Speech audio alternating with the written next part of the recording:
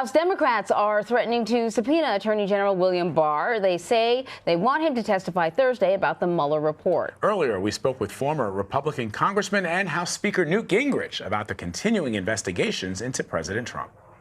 First of all, there's no interest in transparency. I mean, you go in to a hostile, Democratic-controlled House, and you're going to let if you're the Attorney General, it's one thing to say to a member of Congress who has standing, yes, you can ask me questions, and a lot of those members are lawyers. Mm-hmm.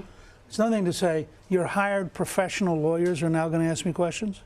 And I would say no, under no circumstance. And I also think Trump has denates the dynamic. It's like a football game. I mean, Trump has an obligation right now to push back, to slow down the momentum, and to make it very, very painful and expensive. That's what Clinton does. I mean, it's perfectly legitimate for the president to say to the Congress, you know, I'm going to make it really frustrating and exhausting. You know, you have to pull me in. I'm not going to cheerfully walk in. Mm-hmm. And Trump knows already, no matter what they don't find, they'll have a new topic. And it's just going to keep, it'll go on until he leaves office and you know, 2025. Let me ask you, your final vote in the Congress was to cast a vote to impeach Bill Clinton in 1988. I don't think that was my final vote, but it was certainly close. Late in my career. Right, late in your career. Yeah. I want to step away from the politics of it all, and you're a historian, and right. You know, you've studied the framers' intent, you know the Constitution. There are some who are saying, look, the Congress needs to move on and focus on healthcare infrastructure and figuring out ways to work with the president. There are others who say, look, the framers knew that the responsibility for removing a president was the responsibility of the Congress. And by abdicating that responsibility, they are doing a disservice to their constituents. How do you view knowing what the framers' intent was and how it should be viewed through the prism of what we're experiencing today? Well, first of all, the framers created a very political standard, high crimes and misdemeanors, which every Congress can use. So you could decide he doesn't look good on television, let's impeach him, and it's a political decision. It's not a judicial criminal decision. Second. In our case, we had, I went back and reviewed this when the report came out. When we got the report from the independent counsel in the 1990s, he had 11 counts that he said Clinton was guilty. He said 5 of them were collusion or obstruction, and the other 6 involved lying under oath and things. Had Mueller come back and said Clinton, that Trump was guilty on 11 counts, he would have been impeached by the House. I mean, that's a momentum that's very hard. And what happened in our case, and I think this is where Nancy Pelosi is exactly right to be careful. First of all, it's a Republican Senate. They're not going to get the votes. They're not going to convict, period. Mm-hmm. Second, we discovered, and here I also tell people they ought to go read Jimmy Breslin's book on how the good guys finally won, which was about Tip O'Neill and Watergate. You have to, on something the size of impeachment, you have to follow the country, not get ahead of it. And by the time the dialogue was over in 98, 99, the country had decided not to impeach. And the Senate correctly followed the country. Well, if you'll notice, since the Mueller report came out, the percent against impeachment has jumped to like 57. Mm-hmm. Well, that means that the Democrats in a partisan, I'm not even sure they can get impeachment through the House, because there are enough Democrats from Trump districts who are going to face election next year who are going to go, let me get this straight, you want me to commit suicide? Mm. So I think she's right. Keep investigating. If something comes up that is so overwhelming that the country decides he should be impeached, that's one thing. But if it doesn't, I don't think they can do it, and I think they ought to just go on and But if I were the Democrats, I wouldn't be able to resist investigating. And frankly, their base wouldn't tolerate it. I mean, their base wants investigations.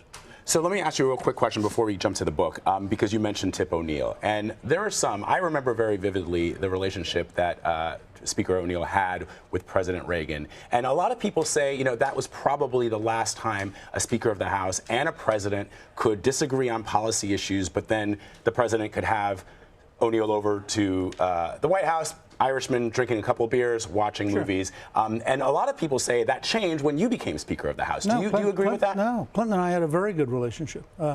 And we got a lot done. We passed welfare reform. We passed a balanced budget. The only balanced budgets in your lifetime, Clinton and I wrote. passed the largest capital gains tax cut in history. And we did a lot of different things. And we occasionally would get together late in the evening and have a drink. But the difference was, I don't sense, and I think this started with Bush's election in 2000 and bitterness on the left when the Supreme Court, in their view, overturned Gore.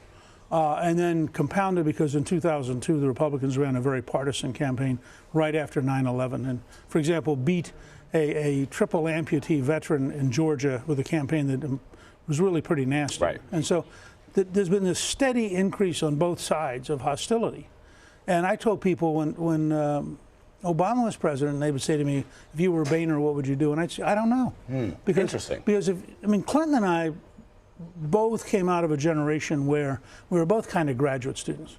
And we liked ideas and we liked, sitting around talking. And so we could find a common bond as human beings. And then from that, you start talking about policy. And once you can do that, it's not that hard. You say, you have a box.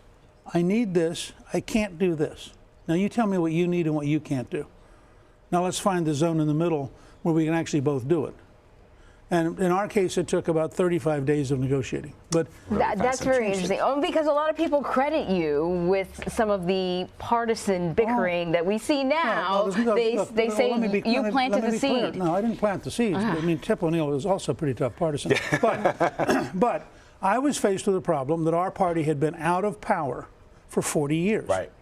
Well, you couldn't win the House unless you were very partisan. So the 1994 campaign was designed to be partisan because it was designed and succeeded for the first time in 40 years. Yeah. But it wasn't because I thought that partisanship was a sort of a disease. It was a tool. It's something you use. And Clinton and I, by the summer of '95, we had figured out that if we're going to do things for America, we had to work together. Now, what I sense, and I think it's partly, again, because of the anger over the way that Trump won. At 8 o'clock in the evening, every Clinton supporter was about to celebrate, and at 10 o'clock in the evening, they were horrified because she had lost and Trump had won, and they've never recovered from that 2-hour, it's like a giant train crash. So I think that it's very hard to imagine how Schumer and Pelosi, given where their left is, could relax and sit down and go to Trump and say, hey, Donald, why don't we cut a deal here? Because their left would just go berserk.